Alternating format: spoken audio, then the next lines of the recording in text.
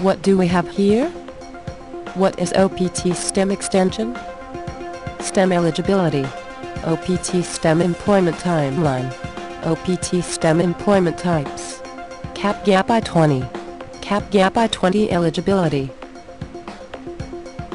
F1 students who've graduated from the U.S. universities or colleges can receive an additional 17-month extension if their course falls in STEM, science, technology, engineering, and math category.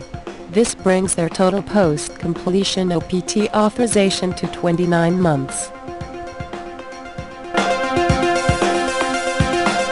STEM eligibility. USCIS must receive a student's OPT STEM application by the end date of the student's 12-month OPT period. Student must have completed a full-time degree in STEM. Student must have a job or an employment offer from an E-verified employer. OPT STEM employment types.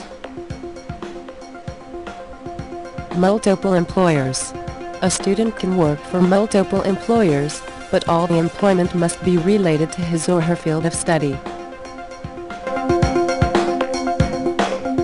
Work for hire.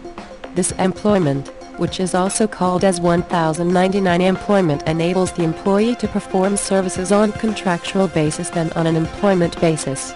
The company must be an E-verify company.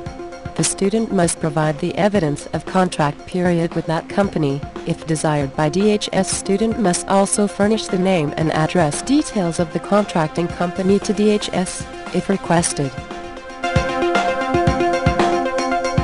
Self-employed business owner.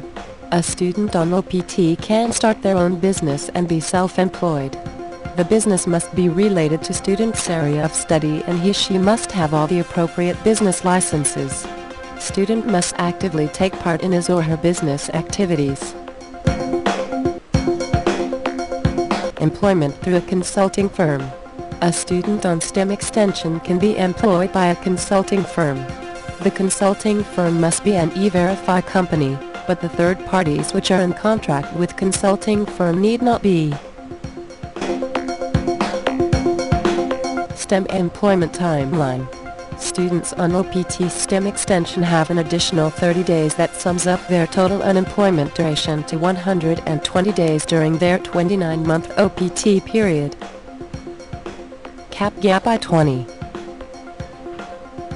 Cap Gap I-20 is a period for F1 and OPT students that links the gap between the F1 visa end date and H-1B start date. This scenario occurs when the student's OPT or F1 status ends in summer or spring, which puts a gap of several months before the student can start on H-1B status on October 1. The Cap Gap I-20 provides an opportunity to extend a student's OPT authorization in F1 status without requiring a new ID card. Cap Gap I-20 eligibility. F1 students from all the fields of OPT, with approved or pending CAP subject H-1B petitions are eligible for Cap Gap. Join us now on our social media channels. Got questions? Call us now on 844-678-4427 or email us at cs@optgar.com.